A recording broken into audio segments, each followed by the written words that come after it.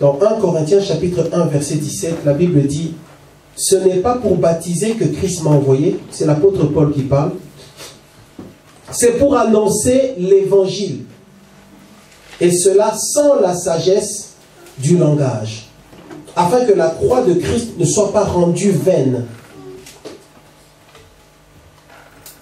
Car la prédication de la croix est une folie pour ceux qui périssent. Mais pour nous qui sommes sauvés, elle est une puissance de Dieu. Bien-aimés dans le Seigneur, la croix de Jésus et tout ce qu'elle implique et tout ce qu'elle change dans nos vies, c'est quelque chose qui, pour nous, est une bénédiction. Et c'est la puissance de Dieu qui s'est manifestée et qui se manifeste. Si nous sommes ici ce matin, c'est parce que Jésus est mort et ressuscité. Il est mort à la croix de Golgotha.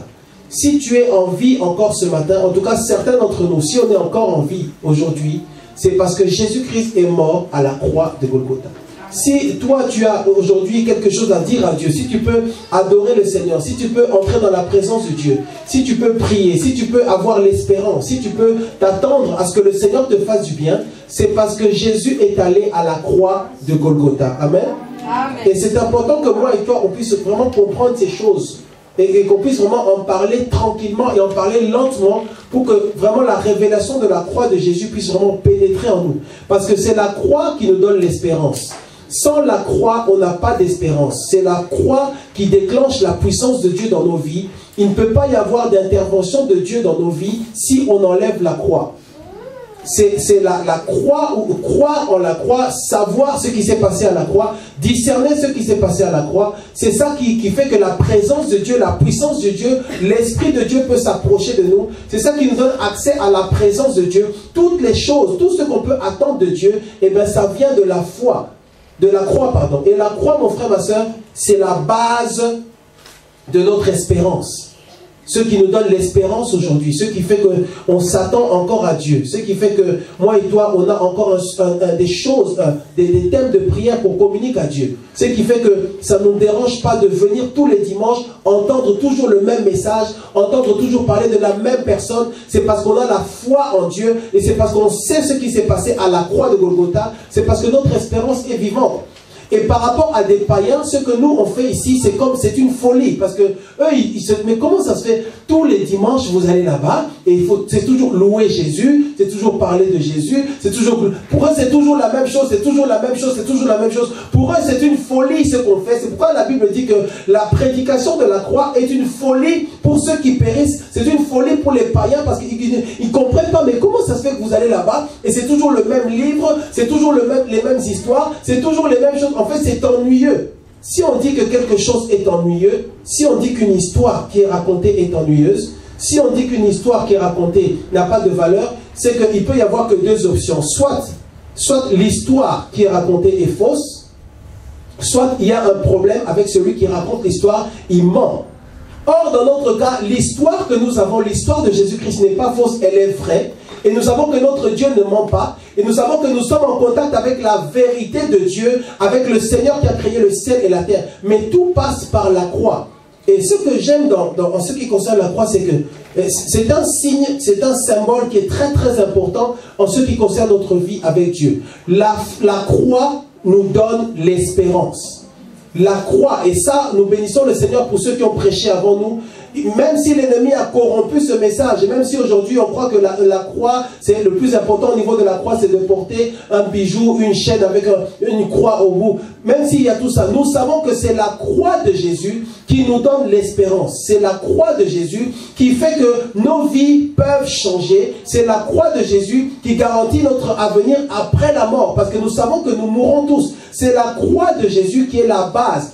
On ne peut pas avoir l'église, on ne peut pas prier, on ne peut pas avoir le mouvement du Saint-Esprit si on enlève la croix de l'église, ou si on arrête de prêcher la croix, ou si on arrête de considérer la croix, ou si on arrête de parler de la croix, ou si on enlève la croix de nos pensées, on enlève la croix de nos cœurs. Tout a commencé à la croix de Golgotha. Amen. C'est pourquoi la Bible dit, Paul dit, ce n'est pas pour baptiser que Christ m'a envoyé, c'est pour annoncer l'évangile. Et cela sans la sagesse du langage. C'est-à-dire, dans ces histoires-là, on n'est pas dans la logique, on n'est pas dans le raisonnement, on n'a même pas besoin d'avoir une quelconque sagesse humaine là-dedans. C'est quelque chose qui nous dépasse et c'est quelque chose qui doit nous dépasser. C'est quelque chose on ne peut se connecter à ce qui s'est passé à la croix que par la puissance du Saint-Esprit, seulement avec l'Esprit. Ce n'est pas avec la sagesse. Paul dit, sans la sagesse du langage. Si on commence à réfléchir pour essayer de comprendre ou de rationaliser l'œuvre de la croix, on passe à côté de la puissance de la croix. Parce que la puissance de la croix, c'est quelque chose qui relève de l'intervention de Dieu. Et on doit entrer dedans avec, je dirais, les yeux fermés, mais ce n'est pas les yeux fermés, mais sans aucun raisonnement, juste en croyant que ce que Dieu a fait à la croix, ça suffit pour que nous puissions avoir la vie éternelle, ça suffit pour avoir la bénédiction de Dieu, ça suffit pour que Dieu intervienne dans ta vie. Si Dieu demain va te bénir, c'est à cause de l'œuvre de la croix. Si Dieu demain va te délivrer, c'est à cause de l'œuvre de la croix. Si Dieu demain va changer ta vie, et Dieu peut et va et veut changer ta vie, c'est à cause de l'œuvre de la croix. Tout ce que nous faisons ici, nous le faisons à cause du fait que Jésus, Fils de Dieu, est allé mourir à la croix. C'est-à-dire que Dieu nous a tellement aimés depuis l'éternité passée, qu'il a envoyé son Fils Jésus mourir à la croix dans ce monde. Il est venu dans ce monde mourir à la croix. En fait, il est mort à notre place. Il a pris notre place. Il nous a remplacés. C'est-à-dire, au lieu où nous devions être condamnés, nous n'avons pas été condamnés. C'est lui qui a pris notre place. Et Dieu a accepté ce sacrifice. Est-ce que nous comprenons? Vous savez, il y a un verset dans la Bible où on dit qu'il n'y a pas de plus grand amour pour un homme que de donner sa vie pour ses frères. Et c'est vrai que donner sa vie pour des gens, mais frère, c'est quelque chose d'extraordinaire. Mais ce qui est spécial avec Jésus, c'est que ce que lui a fait, ça dépasse tous les autres sacrifices qui puissent être faits dans ce monde. Un homme peut mourir pour toi, une femme peut mourir pour toi. C'est extraordinaire, exceptionnel. Je crois que ça n'existe plus, mais imaginons que ça existe. Même si ça se fait, la vie de cette personne ou le sang de cette personne ne change rien. Ne change rien. Mais la mort de Jésus, le fait que le sang de Christ, le sang de Jésus a coulé à la croix de Golgotha, c'est ça qui fait que Dieu nous a donné une faveur éternelle. Dieu nous a donné la vie éternelle. Dieu a changé toutes choses à cause du fait que le sacrifice de son Fils à la croix, eh ben, ça fait que le sang qui est sorti de son corps, c'est le sang de l'alliance, c'est le sang d'une nouvelle relation avec Dieu. Le sang que Dieu a écouté, le sang que Dieu a agréé, c'est le sang qui a coulé à la croix de Golgotha. Amen. Et il dit que c'est une folie. La vie avec Dieu, c'est une folie.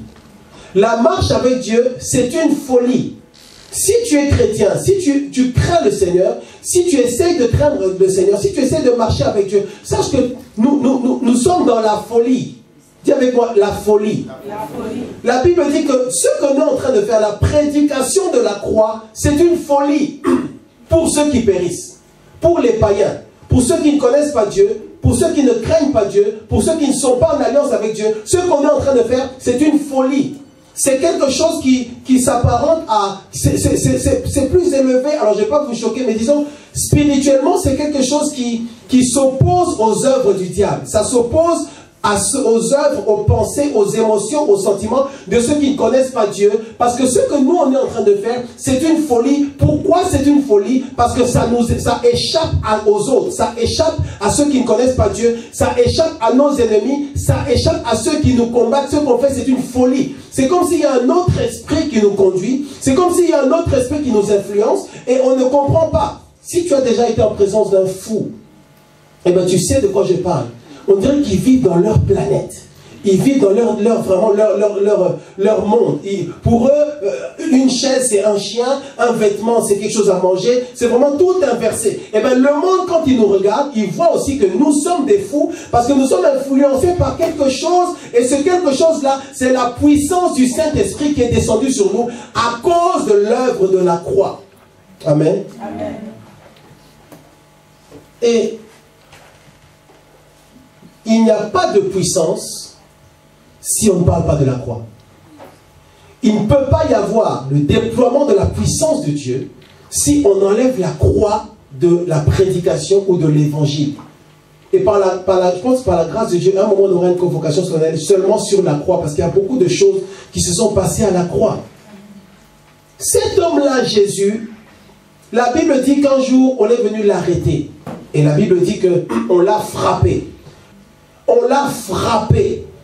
On a craché sur lui. La Bible dit, on lui a arraché sa barbe. On a craché sur quelqu'un, c'était la forme la plus l'offense vraiment la plus humiliante à l'époque. Et même la mort à la croix, le fait d'être crucifié, c'était quelque chose qui a été utilisé dans plusieurs civilisations, notamment au niveau du royaume des Perses. On a utilisé ce symbole-là pour donner la mort à quelqu'un de la manière la plus humiliante qui soit. C'est-à-dire, on crucifiait la personne, et on la laissait et on la frappait et elle saignait. Et petit à petit, elle allait mourir petit à petit au fur et à mesure qu'elle perdait son sang d'asphyxie devant tout le monde. Et on laissait la personne. Dans certaines autres cultures, il y a eu d'autres versions de la crucifixion où on décapitait la personne, mais à un moment donné, on la fixait quand même sur un poteau avec sa tête sur elle. C'était pour que tous ceux qui regardaient à la croix, tous ceux qui regardaient à ce qui s'était fait, puissent se rendre compte du fait que de la dureté du gouvernement ou du royaume ou de l'autorité politique qui est à cet endroit-là, si on n'obéit pas. Donc la croix, c'est le symbole de la mort et la croix, c'est le symbole de la condamnation. La croix, c'est là qu'on mettait, et dans certaines autres versions, on leur cassait les jambes afin qu'ils puissent mourir encore rapidement. Donc on a pris Jésus et on a posé sur sa tête une couronne d'épines. Les couronnes d'épines ou les épines, c'est quelque chose qui relève de la malédiction. Quand on met des épines sur toi, c'est une malédiction. Quand on dépose quelque chose qui fait mal sur la tête, c'est une malédiction. Or, le Seigneur nous donne une couronne de gloire, une couronne de vie. Et bien, quand c'est une couronne qui a autre chose dessus, c'est une malédiction qu'on a déposée sur Jésus. Et on l'a frappé, et il saignait, et il souffrait. On a cloué ses mains, on a cloué ses pieds, afin qu'il reste fixe sur cette croix-là. Et la Bible nous dit clairement que le péché nous sépare de Dieu. Le péché. En fait, ce qui s'est passé, c'est que ce qui s'est passé dans le jardin d'Éden avec Adam et Ève, ça a fait qu'il y a eu une séparation entre Dieu et l'homme. Dieu est saint. Dieu ne peut même pas regarder le péché. Dieu ne peut même pas supporter le péché. C'est là que la Bible dit que Dieu a chassé Adam et Ève du jardin. Donc le péché a mis une séparation entre l'homme et Dieu. À cause de ce péché-là, il ne pouvait plus y avoir de communication, de coopération ou de bénédiction ou de prière ou quoi que ce soit entre Dieu et les hommes. Tout ça à cause du péché. Mais quand Adam et Ève ont péché, Dieu a maudit le serpent. Dieu a aussi maudit l'homme. Dieu a maudit Adam et Ève. Nous n'allons pas entrer dans les détails. Dieu les a maudits. Dieu dit au serpent que tu mangeras la poussière, tu iras sur ton ventre. Dieu dit à la femme, je rendrai tes grossesses pénibles, ainsi de suite. Il dit à l'homme, c'est à la sueur de ton front que tu mangeras. Il a maudit, tout le monde a été maudit. Et la Bible dit que Dieu a quand même dit une chose qui est intéressante et importante. Dieu dit, je mettrai l'inimité entre ta postérité et sa postérité. Sa postérité t'écrasera la tête. On a parlé de Jésus-Christ. Dieu avait déjà un projet pour détruire l'œuvre du diable. Comprends bien que l'œuvre de Satan, l'œuvre du diable, c'est que toi et moi, nous ne puissions pas être dans la bénédiction, dans la relation avec Dieu. Il a voulu qu'il y ait une séparation entre Dieu et Adam et Ève, entre Dieu et l'homme. C'est ça la puissance maléfique du diable. C'est que toi, tu ne sois pas en contact, en communion, en relation avec Dieu. Et ça a commencé depuis le jardin d'Éden. Il est venu dans le jardin dans le but de couper ça, parce qu'il était jaloux de la relation que l'homme avait avec Dieu. Parce qu'il avait vu à quel point Adam marchait avec le Seigneur, à quel point Dieu était en communion avec lui, et lui ne pouvait plus avoir cette communion-là. Donc qu'est-ce qu'il s'est dit? Je vais venir, je connais Dieu, je sais que Dieu ne supporte pas le péché. Le problème c'est que Satan sait que Dieu ne supporte pas le péché. Mais souvent, nous, les enfants de Dieu, on ne réalise pas à quel point Dieu ne supporte pas le péché. Si bien que l'ennemi, sa technique ou sa stratégie, c'est quoi? Que tu pêches. Comme ça, quand tu vas pécher, tu es séparé de Dieu. Ce que Satan veut seulement, c'est que tu tombes dans le péché. Parce qu'il sait que quand tu tombes dans le péché, eh ben, tu ne peux pas avancer avec le Seigneur. Le péché, c'est une puissance. Le péché, c'est un pouvoir. Quand on pêche, on active un pouvoir. Quand on pêche, on active un système. Quand on pêche, on active quelque chose de maléfique dans le monde spirituel. En tout cas, le péché te sépare de Dieu. Le péché t'éloigne de la présence de Dieu. Pour ceux qui sont sensibles, vous savez bien que quand vous avez péché, vous vous sentez tout bizarre. Quand vous avez péché, vous n'avez plus de joie. Parfois, quand la joie part, c'est parce que tu as péché. À cause du fait que tu as péché, ta joie est partie. Tu te sens mal à l'aise. Et si tu réfléchis bien, tu verras que dans le fin fond de cette affaire-là, le problème c'est que tu as péché. Prenons Romains chapitre 3. Romains chapitre 3. J'espère que tu aimes la parole de Dieu. Hein? Amen. Romains chapitre 3. Romains chapitre 3. Verset 23. La Bible dit, Romains chapitre 3, verset 23. La Bible dit, car tous ont péché et sont privés de la gloire de Dieu. Car tous ont péché et sont privés de la gloire de Dieu. Tous ont péché. Toi-même, tu as péché. Ton père a péché. Ta mère a péché. Toute ta famille sache que vous avez péché. Tous tes ancêtres ont péché. Tout homme, toute femme, tout enfant a déjà péché. Nous avons péché pas parce que nous avons menti à 14 ans ou menti à 6 ans, 7 ans. Nous avons péché parce que nous sommes nés, nous sommes la descendance spirituelle d'Adam et Ève. Nous avons la nature pécheresse. C'est-à-dire, nous étions en Adam et Ève quand ils ont péché. Nous avons péché avec eux. Tout enfant qui naît, tout nouveau-né, quand il arrive au monde, il est déjà pécheur. Est-ce que nous comprenons? Le péché est attaché à notre descendance. Si bien que Dieu qui est parfait, qui est le Dieu d'amour, même un bébé, Dieu sait que c'est un péché, un pécheur. Est-ce que nous nous rendons compte? Un bébé tout nouveau, il a juste 3 minutes d'âge. Pour le Seigneur, c'est un pécheur.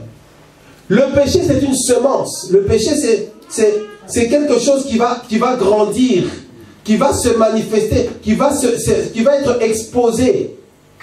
Le péché ne peut pas se cacher. Le péché ne peut pas, à un moment donné, ça va sortir, ça va se manifester. La preuve, c'est que même les nouveaux-nés, quand ils naissent, au début, ils sont tout innocents, ne savent rien. On dit vraiment, ça c'est vraiment la pureté. Ce n'est pas la pureté. C'est juste que le péché est caché. Est-ce que nous comprenons? C'est juste que le péché se cache. Le péché n'est pas encore, en fait, actif. Le péché n'est pas encore sorti. Mais le péché est là. On prend les bébés, oh vraiment, il est si doux, oh tout innocent. Peut-être que tu as un tueur en série derrière là, mais tu ne le sais pas encore.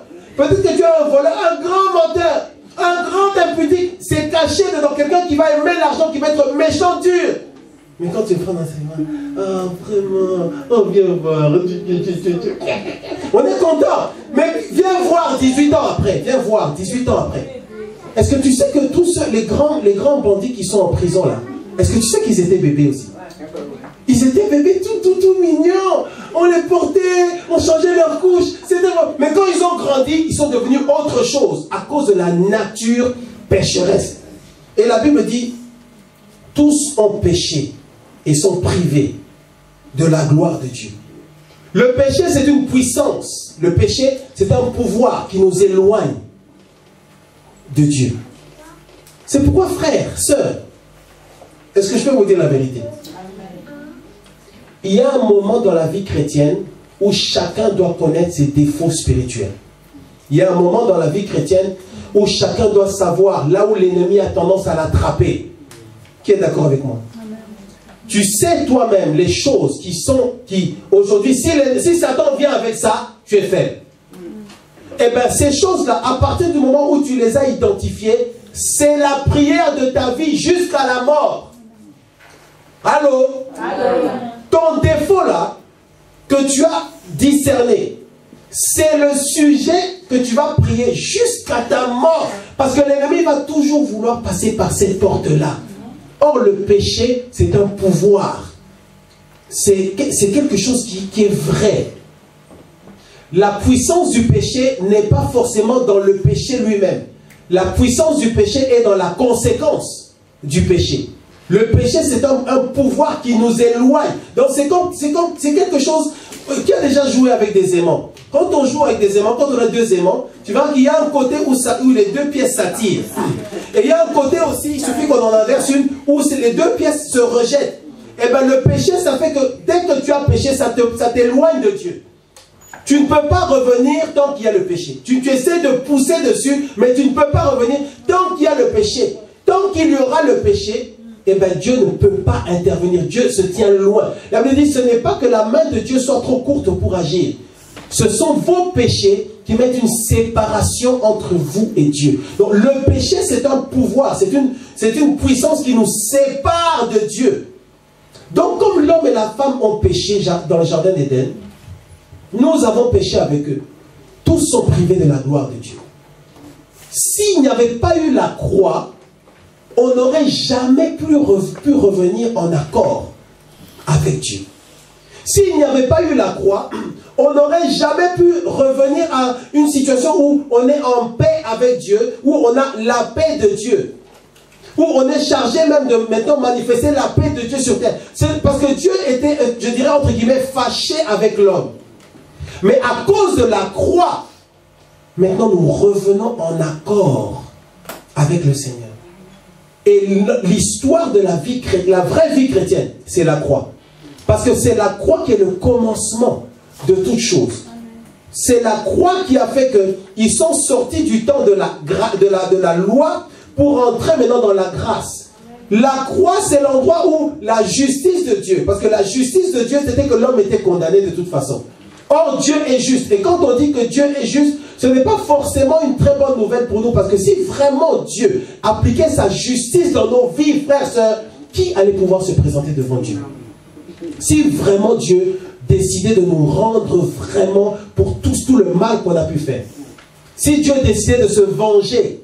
Et la Bible nous dit clairement que Dieu ne nous traite pas vraiment en fonction de ce qu'on a fait. Parce que si vraiment le Seigneur nous rendait coup pour coup, péché pour péché, donc péché, punition, certains d'entre nous ne seraient même plus là. Parce que Dieu a pris ton bras, Dieu a pris ta jambe, Dieu a pris tes yeux, Dieu a pris... Et puis quand tu viens ici, il te reste que la main. Mais Dieu est le Dieu d'amour.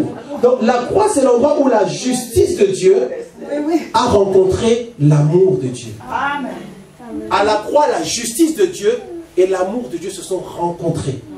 Parce que Dieu est juste et Dieu ne change pas. Donc Dieu doit et devait juger. La Bible dit que le salaire du péché, c'est la mort. La mort, c'est vrai, ça peut être la mort physique, mais c'est surtout le fait d'être séparé de Dieu pour toujours. Dieu a manifesté son amour à la croix de Golgotha. C'est pour ça que parfois Dieu permet que l'ennemi nous attaque. C'est pourquoi Satan nous attaque et Dieu le laisse faire. Parce que Dieu veut qu'on ait un aperçu de ce que Satan peut faire. Dieu veut qu'on puisse savoir, que tu puisses savoir jusqu'où est-ce que l'ennemi peut... Et encore Dieu limite le mouvement de l'ennemi. Mais ça nous montre la stratégie de Satan, son objectif, son but. Et bien la croix est venue nous séparer maintenant, nous enlever, nous arracher des griffes du diable. La croix est venue faire que, à cause de l'œuvre de la croix, Satan ne peut plus faire ce qu'il veut. La justice a demandé la condamnation. La justice, c'est comme, vous savez, quand il y a quand on est au tribunal, il y a le procureur. Souvent on dit, le procureur demande qu'il y ait une condamnation de 5 ans de prison. D'accord? Donc il y a eu une demande. Il y a eu, en fait, on a proposé. La proposition, selon la justice de Dieu, c'était que moi et toi, on ne soit plus jamais en accord avec Dieu et qu'on soit livré à Satan et à tous ses démons pour l'éternité. C'était ça le salaire du péché. Mais Dieu a décidé que son fils irait à la croix afin que sa justice puisse rencontrer son amour. Maintenant, qu'est-ce qu'il a dit? Il a dit, voilà, je veux frapper, je dois frapper le péché. Le péché, c'est une seule chose pour Dieu. Tous sont péchés, mais le péché, il n'y en a qu'un. C'est une seule chose. Et Dieu dit, voilà, tous les péchés de l'humanité, tous les péchés du monde entier, ils seront sur Jésus-Christ. Il va lui-même concentrer les péchés de l'éternité passée, présente et à venir. Il a concentré tous les péchés. Et à cause de ça, Dieu s'est retiré. C'est là qu'il est mort. Il a pris la condamnation à notre place. Il y a eu un échange à la croix. La justice de Dieu et l'amour de Dieu.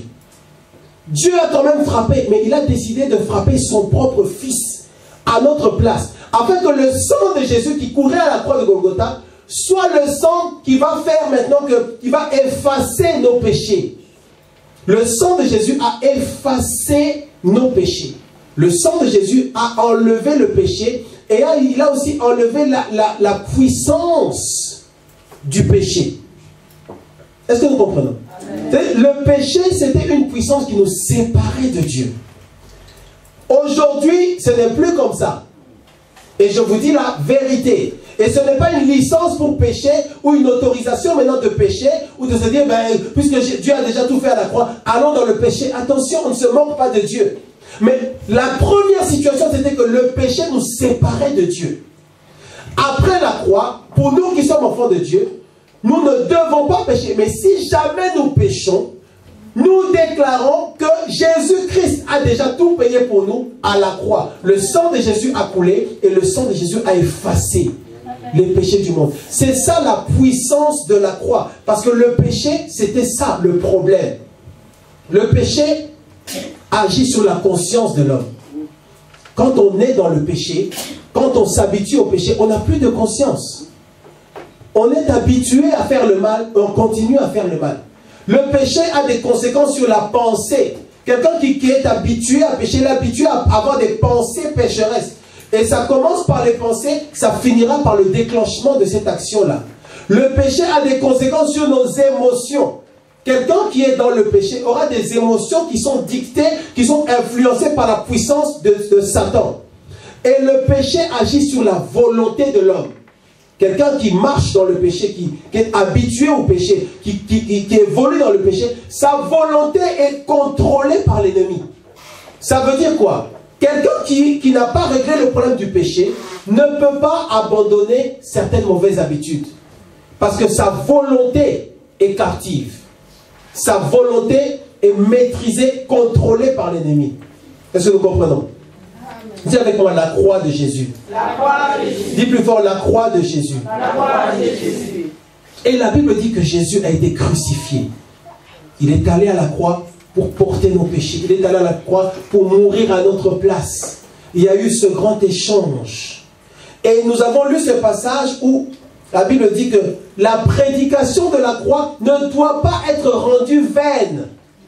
Donc l'apôtre Paul dit, il ne faut pas que ça passe juste comme ça.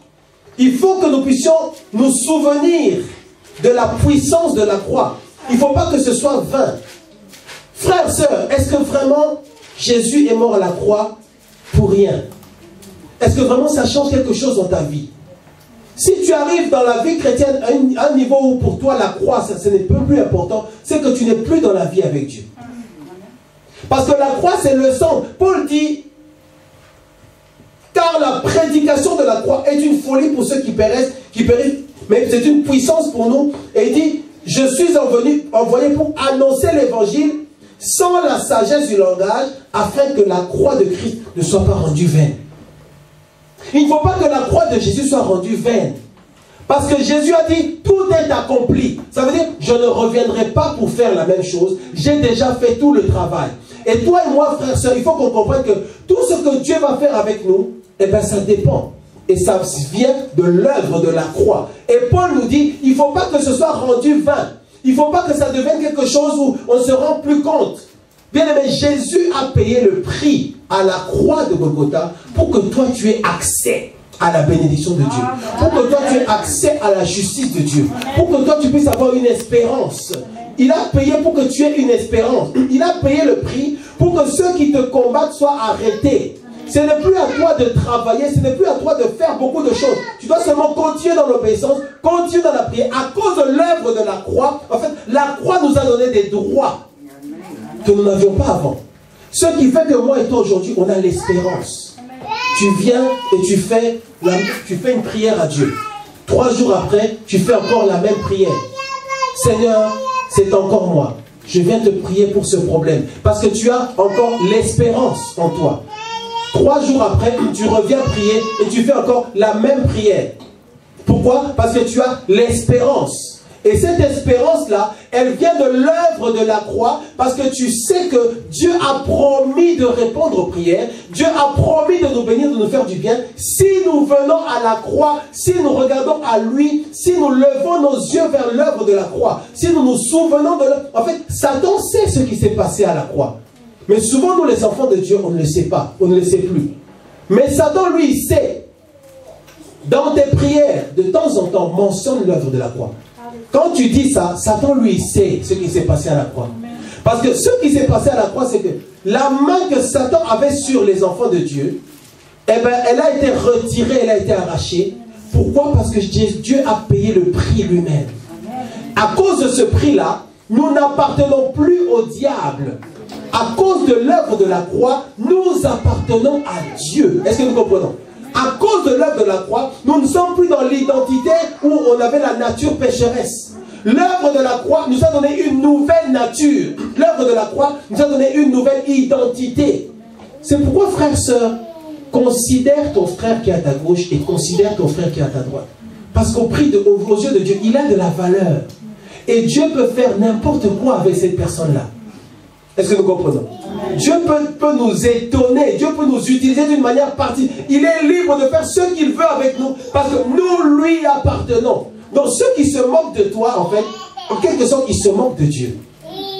Parce qu'en fait, ce qui se passe dans ta vie, écoute bien ce que j'ai dit là, ce qui se passe dans ta vie ne dépend pas de toi.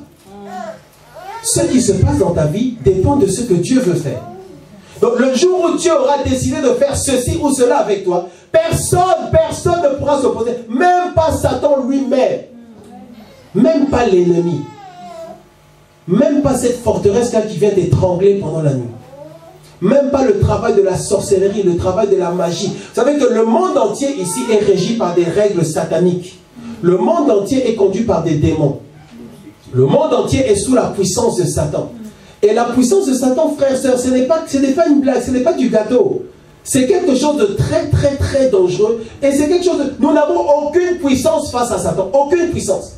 La seule puissance que nous avons, c'est par le sang de Jésus, c'est par le nom de Jésus, à cause de l'autorité et de la puissance du nom de Jésus, à cause de l'œuvre de la croix. Mais là, ça change tout. Dis avec moi, ça change tout. La croix change tout, frère. La croix fait que l'ennemi, à un moment donné, doit s'arrêter. Parce qu'il sait que tu es en train de parler, tu es en train de confesser quelque chose qui remonte à il y a longtemps. Mais il sait qu'il a été condamné. La Bible dit qu'il a arraché les clés de la mort et du séjour des morts. Il a arraché à Satan son autorité. Donc l'autorité que Satan avait sur toi, Jésus l'a arraché en passant à la croix. Il a arraché ça. Satan n'a plus d'autorité sur toi. En fait, la mort de Jésus et sa résurrection, ça nous a été donné. Afin on devienne indépendant de l'œuvre de Satan. La croix, c'est une déclaration d'indépendance. Dis avec moi, déclaration d'indépendance. Spirituellement, nous sommes indépendants. Le problème, c'est que moi et toi, il faut qu'on apprenne maintenant à exercer cette puissance-là et cette autorité-là, afin qu'elle se manifeste dans nos vies. Mais tu es enfant de Dieu, tu crois en Jésus-Christ, tu as l'autorité de Dieu avec toi. Amen. Dis avec moi, je crois en Jésus-Christ. Jésus-Christ est mon Seigneur, il est mon Sauveur, il est mon Roi. Je crois qu'il est mort à la croix de Golgotha et qu'il est ressuscité le 3e jour. Je suis assis avec Jésus dans les lieux célestes. Et Satan et ses démons sont sous mes pieds au nom de Jésus, au nom de Jésus. Les effets ou les conséquences de la croix.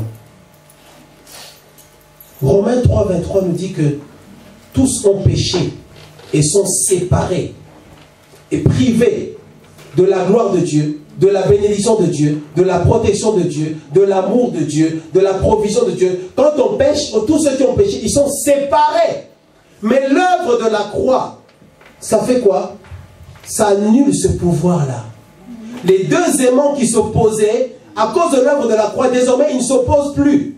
Parce qu'à la croix, Dieu a payé le prix. Le sang, Jésus a pris notre place. Et maintenant, le péché, pour nous qui sommes enfants de Dieu, ça nous sépare de la présence de Dieu, mais que pour un temps. Juste en attendant qu'il puisse y avoir la repentance. C'est pourquoi la Bible dit, 2 Chroniques 7, 14, si mon peuple, sur qui est invoqué mon nom, mon peuple ne doit pas pécher. Mon peuple ne peut jamais pécher. Mais si jamais mon peuple pêche et qu'il y a la malédiction, s'il prie, s'il s'humilie, s'il cherche ma face, s'il se détourne de ses mauvaises voies, je guérirai son pays. Pourquoi? Parce que je me souviendrai de mon fils à la croix. Quand tu pries de temps en temps, dis seulement, Seigneur, souviens-toi de l'œuvre de la croix. Seigneur, souviens-toi de ce que Jésus a fait à la croix. Bien-aimé, Dieu sait que tu es faible. Dieu sait de quoi nous sommes faits. Dieu sait que nous sommes faibles. Dieu est tellement juste et tellement bon qu'il a dit, j'envoie mon fils mourir à la croix pour tous leurs péchés passés, présents et futurs. Ça veut dire, les péchés que tu vas commettre dans 2 ans, Jésus a déjà payé à la croix. Toi, tu devras seulement te repentir. C'est pourquoi la Bible dit, si quelqu'un a péché, nous avons un avocat auprès du Père. Jésus-Christ le juste, qui s'est offert en victime expiatoire. Donc on a dit, au lieu qu'on puisse le frapper lui, eh bien, on va prendre l'agneau. On va prendre l'agneau et l'agneau va mourir à sa place. La Bible dit que Jésus est notre avocat. Donc nous sommes au tribunal. Dieu est là, Dieu est le juge. Satan est là, procureur, et il nous attaque. Nous sommes assis sur le banc des accusés et nous avons un avocat qui s'appelle Jésus. Et l'avocat vient dire à Dieu son Père, le juge, l'avocat vient lui dire, lui ne peut pas être condamné. Et toi, le procureur Satan, tu n'as pas le droit de le condamner. Tout ce que tu demandes n'aura pas lieu. Pourquoi? Parce que moi, l'avocat, je dis que ce n'est pas possible de le condamner parce que moi, l'avocat, j'ai été condamné déjà à sa place. J'ai payé le prix. Il dit, moi, l'avocat, je me suis offert. Donc Jésus apparaît maintenant comme l'agneau qui a pris notre place, mais en même temps il apparaît comme notre avocat. Jésus intercède pour nous auprès du Père. Jésus est en train de dire, Père, pardonne-leur, souviens-toi de ce que j'ai payé à la croix. Père, pardonne. Et chaque fois que Dieu se souvient, et Dieu n'oublie pas du sang qui a coulé à la croix de Golgotha, Dieu te pardonne. Et tu marches avec le Seigneur. Et ton espérance est vivante. Amen. Tu as une espérance. Dis que j'ai une espérance. Mon espérance est vivante. Oui, frère, tu as une espérance. Amen. Tu as une espérance dans ce monde-ci et même pour l'éternité. Qu'on ne se moque pas de toi, qu'on ne t'insulte pas, qu'on ne te rejette pas, qu'on ne te minimise pas. Amen. Ne commence pas à baisser le niveau de tes espérances pour que ce soit compatible avec la situation que tu vis. Continue à garder de grandes espérances, continue à nourrir de grandes espérances parce que ton Dieu c'est le Dieu de l'espérance, parce que c'est la croix qui nous donne le droit ou l'accès à la bénédiction. Ce n'est pas ce que nous faisons ou nos défauts, ce qui nous donne accès à la bénédiction de Dieu, c'est la croix. Et la croix suffit. Jésus a dit tout est accompli. Deuxième conséquence de la croix. Première chose, c'est que c'est vrai, la croix sépare. Annule le pouvoir de séparation. La croix annule le pouvoir du péché. Voilà. Le pouvoir de nous séparer de Dieu. Le péché ne peut plus nous séparer de Dieu. Si jamais nous péchons accidentellement, le péché ne peut pas nous séparer de Dieu parce que dès que tu as péché, tu reviens dans la repentance. Dès que tu as péché, tu reviens en accord avec Dieu et tu plaides le sang. Amen. Deuxième chose. La croix annule, non seulement c'est vrai, le pouvoir de séparer de Dieu, mais la croix annule la conséquence. Dis avec moi la conséquence du péché. Parce que la conséquence du péché, c'est la mort, la malédiction. La croix de Jésus annule la conséquence. Donc désormais, la colère de Dieu ne descendra pas sur nous. Pourquoi? Parce que la colère de Dieu était descendue sur son Fils Jésus. Est-ce que nous comprenons? Est-ce que tu es avec moi ce matin? Lève la main comme ça que je vois que tu es avec moi ce matin. La croix de Jésus annule la conséquence du péché. Et la conséquence du péché, c'est quoi? Les malédictions, certaines punitions de Dieu, certaines mauvaises choses qui vont nous arriver. Et bien, à cause de la croix, c'est annulé. Parce qu'il n'y a plus de condamnation. Donc, désormais, s'il y a des souffrances, et c'est vrai, il y aura des souffrances. La Bible dit, il y aura des tribulations. Ce ne seront pas des tribulations par rapport à tes péchés, parce que tes péchés, Dieu les a effacés. Ce sera des tribulations par rapport à la souveraineté de Dieu. Et c'est par ces tribulations-là que tu démontres à Dieu ton amour vis-à-vis de lui. Est-ce que nous comprenons? Romains chapitre 6, verset 23. Romains chapitre 6, verset 23. Romains chapitre 6, verset 23. La Bible dit: car le salaire du péché, c'est la mort. Mais le don gratuit de Dieu, ça veut dire quoi? L'œuvre de la croix, c'est la vie éternelle en Jésus-Christ, notre Seigneur. Bien aimé, la croix nous donne la vie éternelle. Dis avec moi, la vie éternelle. La croix fait que tu as la vie avec Dieu et tu as la vie que Satan ne peut pas éteindre. C'est une vie éternelle avec Dieu. En fait, la croix nous donne accès à l'éternité avec Dieu. À partir du moment où tu as cru en Jésus-Christ. Qui a cru en Jésus-Christ? Si tu as cru en Jésus, ça veut dire que croire en Jésus, en fait, croire en Jésus, c'est quoi? Croire en Jésus, c'est quoi? Croire en Jésus, c'est croire en ce que Jésus a dit. Croire en ce que Jésus a fait. Croire qu'il est le Fils de Dieu. Croire au fait que la croix nous sauve, le sacrifice de Jésus nous sauve. Car Dieu a tant aimé le monde qu'il a donné son Fils unique afin que quiconque croit en lui ne périsse pas, mais qu'il ait la vie éternelle. Donc tu dois croire en Jésus. Si tu crois en Jésus, c'est que tu crois qu'il est mort et ressuscité et tu as la vie éternelle. Qui a la vie éternelle? Amen. Certains ne savent pas s'ils ont. Est-ce que qui ne sait pas s'il a la vie éternelle? Qui a un doute? Nous avons tous la vie éternelle, n'est-ce pas? Nous croyons tous en Jésus. Dis, je crois en Jésus. Croire en Jésus, c'est croire qu'il est mort et ressuscité. Souvent, on a tendance à passer rapidement dessus. Mais je veux que ça descende bien tranquillement dans ta tête. Est-ce que tu crois vraiment que cet homme-là est mort et que 3 jours après, il est ressuscité? Est-ce que tu crois? Parce que c'est là que la puissance s'introduit, c'est là que la gloire de Dieu descend. C'est quand tu commences à croire vraiment que lui, il était mort.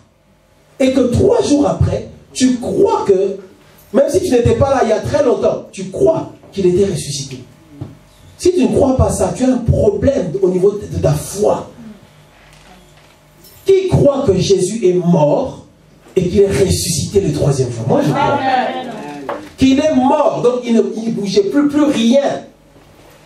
Et que 3 jours après, Dieu l'a relevé. C'est important de croire. Pourquoi? Parce que la puissance qui a relevé Jésus, c'est cette même puissance-là qui va te relever dans ta vie de tous les jours.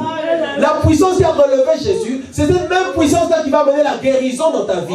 La puissance qui a relevé Jésus, c'est cette même puissance qui va te redonner la foi dans ta vie, qui va amener la bénédiction dans ta vie. La puissance qui a ressuscité Jésus, c'est cette même puissance-là qui va faire que tu seras délivré, tu seras libéré. La puissance qui a ressuscité Jésus, c'est cette même puissance-là qui fait que tes ennemis vont fermer la bouche. Un jour, ils vont fermer la bouche pour honorer ce que Dieu a fait dans ta vie. La puissance qui a ressuscité Jésus, la puissance du Saint-Esprit, c'est la même puissance qui fait que l'ennemi vient la nuit, il s'apprête à te frapper, mais il s'arrête.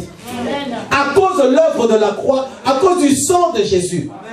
La puissance de l'œuvre qui a ressuscité Jésus-Christ, c'est la puissance qui fait que l'ennemi a frappé. Dieu a laissé faire, l'ennemi a frappé. Mais Dieu vient derrière et il libère. Et tu sors de là. C'est pour ça que Dieu a dit aux enfants d'Israël, vous prenez le sang, vous mettez sur les portes, sur vos linteaux. Et le lendemain, vous sortez. Ils sont sortis. Paul dit que sans la sagesse du langage. Donc ça, c'est la folie. C'est quelque chose, ça c'est notre truc à nous. Ça c'est notre puissance à nous. Ça c'est le secret des chrétiens. On n'a pas, on peut pas l'expliquer. Mais nous savons qu'à cause de ce qu'il a fait à la croix de Golgotha, c'est ça, c'est pas notre, j'ai envie de dire, c'est notre joker. C'est notre droit de sortie. Quand tu lèves le carton de la croix, Satan voit, oulala, il parle de la croix là, donc je dois me retirer. Pourquoi? Parce qu'à la croix, la Bible dit, il a annulé l'acte dont les ordonnances nous condamnaient. Il a détruit en le clouant à la croix. La Bible dit qu'il a dépouillé les principautés, les autorités, la puissance de la sorcellerie, la magie, les envoûtements, esprit des eaux, esprit de ceci, esprit de forêt, esprit de pauvreté, esprit de limitation, toutes ces choses-là. Il les a dépouillés de leur puissance, il les a livrés publiquement en spectacle. La Bible dit qu'il a triomphé à la croix. la chose qui te fait le plus mal, la chose, le démon que Satan a envoyé pour te troubler de temps en temps, même si c'est une seule fois par an, tu dois savoir qu'à la croix, ces forteresses ont été dépouillées. Il les a livrées en spectacle, en triomphant. Donc la croix, c'est un triomphe. Et tu dois maintenant revendiquer la puissance de la croix dans ta vie. Tu dois dire, Seigneur, la victoire que tu as emportée à la croix de Golgotha, ainsi que ta résurrection, je la revendique dans ma vie aujourd'hui. Que cette même puissance qui est tombée là, cette puissance-là, c'est la puissance de l'amour de Dieu qui est descendue. Non pas pour nous condamner, mais pour frapper Jésus, pour qu'il meure, afin que ce soit le symbole du fait que nous sommes morts, que Dieu nous a quand même frappés. Mais il nous donne une nouvelle vie avec la résurrection. Donc avec la résurrection, on revient à la vie, mais on est différent. Amen. Amen, amen. La croix, c'est l'endroit où, Hébreux chapitre 10, prenons Hébreux chapitre 10, verset 19. Moi, je commence à sentir quelque chose dans mon esprit. J'espère que tu sens aussi ce qu'on est en train de dire là. Sinon, tu es là, tu dors. Tout ce qu'on est en train de dire, c'est comme à l'école, on parle, toi tu es là, tu comprends rien. Dis avec moi, je reçois ce message. Hébreux chapitre 10, verset 19. La Bible dit, ainsi donc, Hébreux chapitre 10, verset 19, ça c'est un verset important. Hébreux chapitre 10, verset 19. La croix nous donne l'espérance de l'intervention de Dieu dans nos vies. Amen. Ainsi donc, frères, puisque nous avons au moyen du sang de Jésus une entrée, une libre entrée, dis avec moi, libre entrée, dans le sanctuaire, par la route nouvelle et vivante qu'il a inaugurée pour nous au travers du voile, c'est-à-dire de sa chair, l'œuvre de la croix, la crucifixion. Et puisque nous avons un souverain sacrificateur établi dans la maison de Dieu, approchons-nous avec un cœur sincère dans la plénitude de la foi, les cœurs purifiés d'une mauvaise conscience et le corps lavé d'une eau pure. L'œuvre de la croix, ça fait que nos cœurs sont purifiés, nos consciences sont purifiées et nos corps sont lavés. Et l'œuvre de la croix, ou la croix, à la croix, Jésus a ouvert le ciel. À la croix, Jésus-Christ a déchiré, je dirais, le ciel. Le ciel s'est ouvert. Donc, ce qui fait que finalement, on a accès à la présence de Dieu, c'est que Jésus, quand il est mort, la Bible dit, le voile s'est déchiré. Qui a déchiré le voile? Ce n'est pas un homme qui est allé avec une épée ou un couteau. C'est la puissance du Saint-Esprit qui est allé déchirer le voile. Dieu montre qu'à cause de ce qu'on a fait là, le ciel maintenant est ouvert pour l'homme. L'homme maintenant n'a plus besoin de passer forcément par un pasteur ou par un apôtre pour atteindre Dieu. Il n'a plus forcément besoin de passer par une autre personne. Il peut se connecter directement à Dieu. Toi seul dans ta chambre. C'est là que Dieu dit, quand tu pries, entre dans ta chambre, ferme la porte et prie. Parce qu'à la croix, Jésus a déjà ouvert le ciel. La Bible dit, par la louange et l'adoration, nous entrons dans la présence de Dieu. Tu commences à louer Dieu, tu commences à adorer Dieu. Tu es dans sa présence parce que le voile a été déchiré. Mais tout ça, ça a commencé à la croix. C'est la croix. À la croix, Jésus a ouvert une porte. Il a dit, je suis la porte. À la croix, le voile s'est déchiré. Donc désormais, moi et toi, on a accès à la présence de Dieu 24 heures sur 24, 7 jours sur 7. Tu entres dans la présence de Dieu par la prière, à cause du fait que Jésus a ouvert. Vous savez, avant, il fallait d'abord venir dans le parvis. Après, il fallait entrer dans le lieu très saint. Les sacrificateurs seulement entraient dans le lieu très saint. Un jour, on parlera de ça en détail. Et ils faisaient le service avec le chandelier qui représente la puissance du Saint-Esprit, la révélation, avec les pains qui représentent la parole de Dieu, avec tous les meubles qu'il y avait là-bas. Ils faisaient leur service. Ils faisaient leur service. Mais il y avait une troisième chambre. Et la troisième chambre, là, c'était le Saint des Saints. C'est l'endroit où vraiment il n'y a que le souverain sacrificateur qui pouvait entrer pour apporter le sang. Et quand le sang maintenant était apporté là-bas, c'était agréé par Dieu que pour un temps. C'était le sang des animaux. Mais cette fois-ci avec Jésus, c'est Jésus lui-même qui est devenu sacrificateur pour nous. Le seul et l'unique vrai sacrificateur. Lui, il est venu. Et ça ne dépend pas de ta famille. Ça ne dépend pas de tes ennemis, de ceux qui t'aiment, ceux qui ne t'aiment pas. Ça ne dépend pas de ceux qui te considèrent, qui ne te considèrent pas. Ça ne dépend même pas de toi-même. Lui-même, il est venu en tant que sacrificateur. Et en tant que sacrificateur et en tant agneau en même temps. Il est venu apporter le sang, son propre sang. Il est venu avec son propre sang et il a apporté. Et on dit que le voile s'est déchiré. C'est-à-dire désormais, le voile qui empêchait de passer de la deuxième chambre à la troisième chambre a été déchiré. Maintenant, tu as accès directement à la présence de Dieu. Est-ce que tu comprends pourquoi Satan te combat? Satan sait que si tu as la révélation de ces choses, tu auras plus d'assurance et de confiance dans ta vie de prière et dans les paroles qui sortent. Quand tu es dans la présence de Dieu, que tu dis des choses, ça a de l'effet. Quelqu'un qui a une autorité, même un policier qui a une autorité quelconque, s'il dit quelque chose et que tu sens que dans ce qu'il dit, il n'est pas sûr de ce qu'il dit, pourquoi est-ce que tu obéis à ce qu'il dit? C'est quand nous sentons que lui-même il le dit avec autorité et qu'on sait à quelle autorité est-ce qu'il se réfère. Eh bien souvent l'ennemi joue avec toi. Pourquoi? Parce que tu es dans la présence de Dieu, mais tu n'as pas l'assurance de cette autorité que tu as.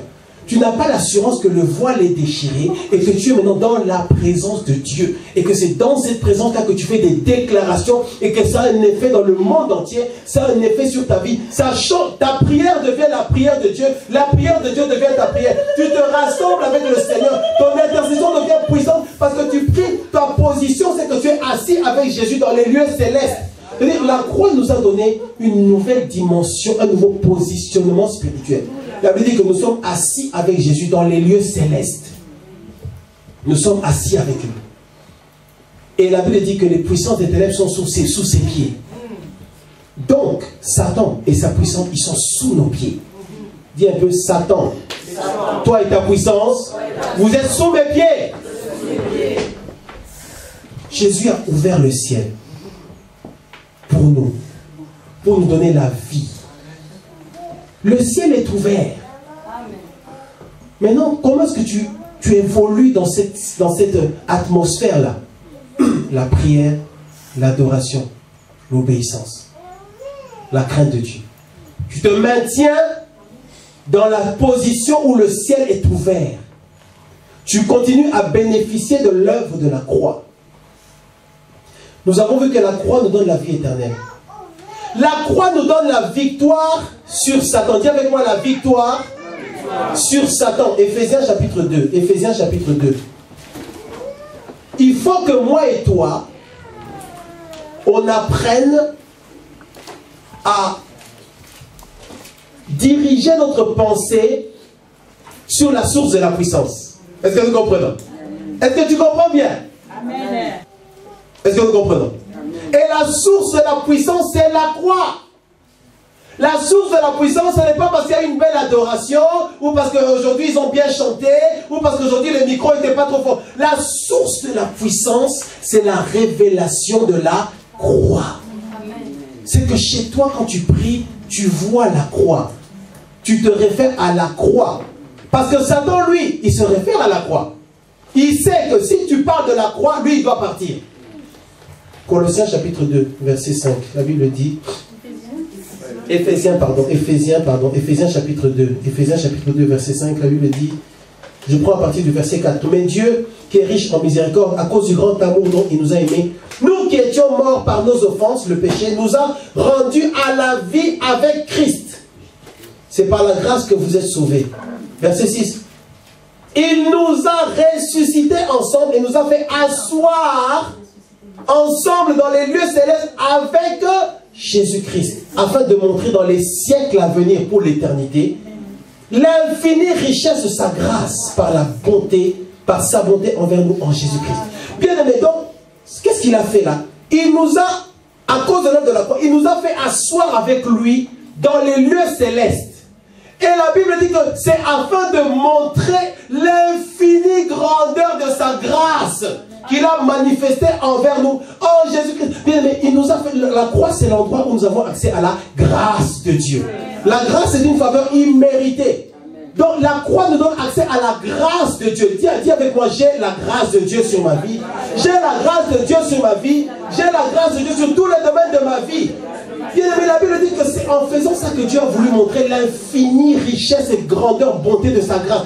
Montrer à quel point il est bon. Il est tellement bon que là où vous avez péché, et normalement là où j'aurais dû ou pu vous condamner, j'ai préféré que mon fils meure à votre place, afin que vous soyez dans la grâce, et vous êtes assis avec moi dans les lieux célestes, et Satan est sous nos pieds. L'autorité que nous avons, nous l'avons seulement parce que c'est Dieu qui nous l'a donnée par l'œuvre de la croix en Jésus-Christ. Et cette autorité-là, c'est ça qu'aujourd'hui on a qui nous donne la puissance pour chasser les démons. Amen.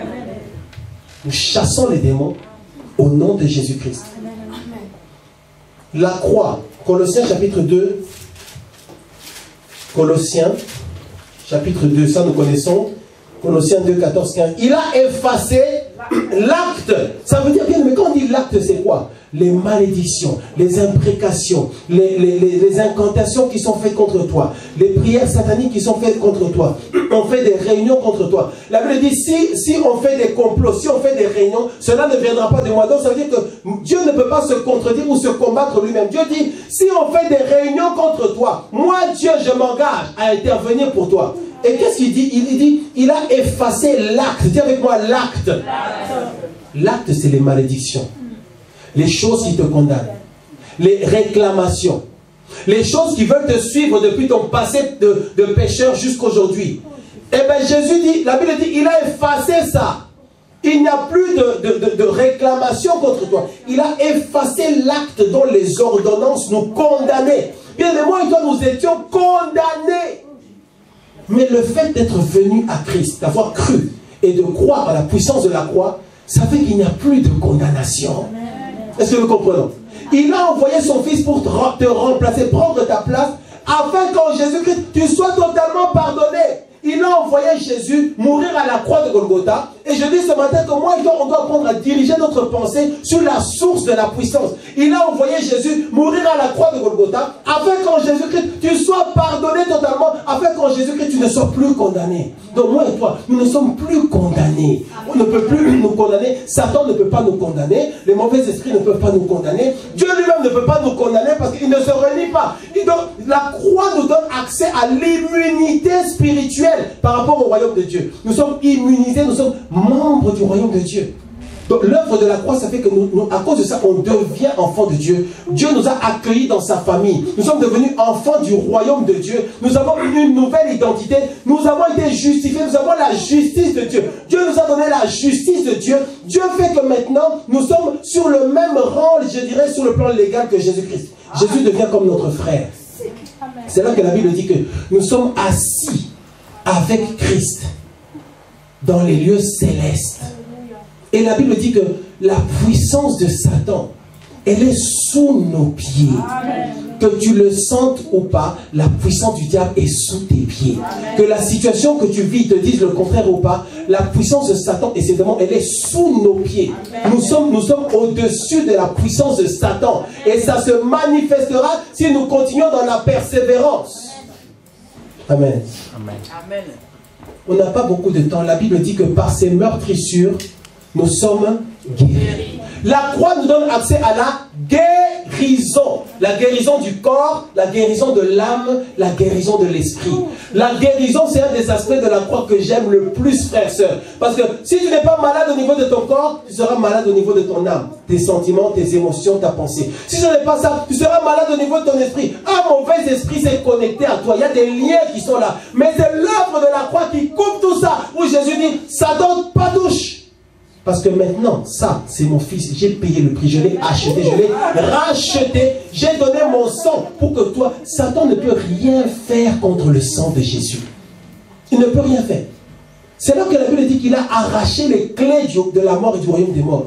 Il est descendu dans les régions inférieures de la terre et là-bas, il a récupéré tout ce qui lui appartenait et les a menés avec lui. Il a fait des dons aux hommes. Tout ça, ça vient de la croix. C'est la croix qui nous donne la guérison. Qui croit que la croix donne la guérison? C'est la croix qui va guérir. Quand je dis guérison, ça veut dire quoi? Quand l'ennemi demain commence à détruire ta vie, Dieu vient guérir ta vie. Dieu peut tout guérir. Dieu peut même guérir un territoire. La Bible dit, si mon peuple sur qui est invoqué, tout ça, à la fin il dit, je guérirai son pays. Donc Dieu peut guérir un pays. Dieu peut guérir une vie. Souvent dans nos vies, on a besoin de guérison. Souvent dans nos vies, on a besoin de guérison. On a besoin que la puissance de Dieu descende pour guérir ce qui ne va pas dans nos vies. Et la puissance de Dieu, pour qu'elle descende, tu dois te connecter à l'œuvre de la croix. Tu dois savoir que cette situation va changer, cette situation doit changer, parce que Jésus a payé le prix à la croix de Golgotha pour que j'ai la vie éternelle. Nous sommes déjà dans la vie éternelle, mais nous bénéficions déjà des conséquences, les avantages d'être enfants de Dieu dans ce siècle-ci, dans ce monde-ci, à cause de l'œuvre de la croix. L'œuvre de la croix nous donne accès à la guérison. À la guérison. Et on n'a pas le temps de le lire. L'œuvre de la croix nous donne aussi accès à la bénédiction. Dis avec moi, bénédiction. Avant, il y avait la malédiction. Nous entrons dans la bénédiction. La Bible dit qu'il a été cloué au bois. On l'a mis sur le bois et c'était le symbole de la malédiction. La Bible dit que quiconque est pendu au bois, eh ben, c'est une malédiction. Il s'est fait malédiction. Il s'est fait péché pour moi et toi, afin que moi et toi, on ait accès à la bénédiction d'Abraham. La bénédiction qu'il avait donnée à Abraham, c'est la bénédiction que nous avons encore aujourd'hui. Nous sommes enfants spirituels d'Abraham, parce que nous nous connectons à Dieu avec la même foi que celle d'Abraham, l'obéissance et le fait d'être attaché à l'alliance de Dieu. Donc la croix nous donne accès à la bénédiction. Avec moi, je suis béni. Je suis béni. Ma maison est bénie. Tous les domaines de ma vie sont bénis. Ça, c'est ta position spirituelle. Ça, c'est la vérité. Même si ta réalité te dit autre chose, la vérité, c'est que moi et toi, nous sommes bénis. Parce que Dieu nous a rachetés à cause de l'œuvre de la croix. C'est la croix qui nous apporte la guérison. Tu dois croire que Dieu va guérir ta vie. Tu dois croire que Dieu est en train de guérir ta vie. Amen. Tu dois croire que tout ce qui ne va pas bien dans ta vie, Dieu va le guérir à cause de l'œuvre de la croix. Amen. Et tu dois prendre ta pensée et avoir la révélation du fait que toutes les bonnes choses, tu as le droit de les espérer. Amen. À cause du fait que Dieu a déjà tout donné à la croix. La Bible explique que Dieu n'a personne d'autre, on n'a rien d'autre de plus important que Jésus-Christ à nous donner. Le fait qu'il ait donné Jésus, il nous a donné le top du top du top du... Il n'y a pas plus que lui. Et la Bible dit, s'il a donné Jésus, pourquoi ne nous donnera-t-il pas toute autre chose avec ça? Donc tout ce que nous nous demandons à Dieu, c'est inférieur. De loin inférieur au don de Jésus. Amen. Donc s'il nous a donné déjà Jésus, c'est comme si quelqu'un, on te dit, on t'a donné 3 millions d'euros. Et maintenant, toi, tu paniques pour 50 euros. Est-ce que vous comprenez? Il nous a donné le maximum. Il n'y a pas plus que Dieu ne peut pas nous donner. Il ne peut pas nous donner autre chose qui ait plus de valeur que Jésus. Il nous a déjà donné le top du top. Amen. Maintenant, moi et toi, il faut maintenant qu'on entre dans la foi pour savoir et venir. C'est là que la Bible dit, approchons-nous du trône avec assurance. En sachant que Dieu a déjà dit que pour nous, tout ira bien, il nous bénira. Amen. En sachant que la Bible dit que n'ayez pas peur, petit troupeau, parce que votre Père a trouvé bon de vous donner le royaume. Donc, nous venons prier avec l'assurance. Oh, je sens la présence de Dieu. Nous venons prier avec l'assurance. Donc tu viens pas prier comme si tu as peur. Est-ce que Dieu va m'écouter? Est-ce que j'ai accès à sa bénédiction ou pas? Tu viens prier, tu as l'assurance. Tu t'approches avec assurance du trône de Dieu. Tu sais que je prie mon Père et qu'il a déjà tout disposé pour moi à la croix de Golgotha. J'ai accès à la bénédiction de Dieu. J'ai accès à la faveur de Dieu. Tiens-toi debout, on va prier. Merci Seigneur, merci Jésus. Lève les mains, commence à parler à Dieu, commence à parler à Dieu, commence à parler à Dieu, commence à parler à Dieu. Dis Seigneur, merci pour la croix. Seigneur, merci pour l'œuvre. Seigneur,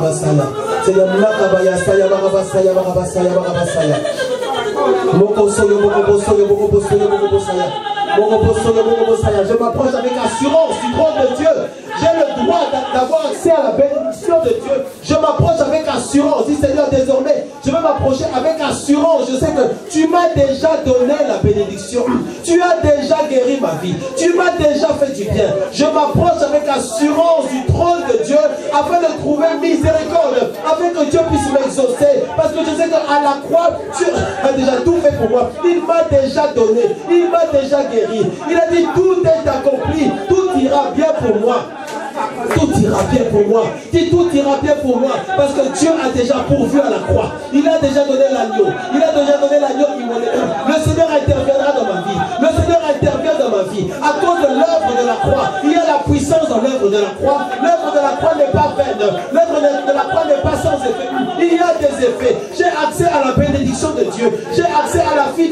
Dieu. J'ai accès à la gloire de Dieu. J'ai accès à la présence de Dieu. À cause de l'œuvre de la croix. À cause de l'œuvre de la croix. Et je m'approche avec assurance du trône de Dieu. Que ce matin tu retrouves l'assurance de la relation avec Dieu. Tu retrouves l'assurance de ta relation avec Dieu. Tu retrouves l'assurance.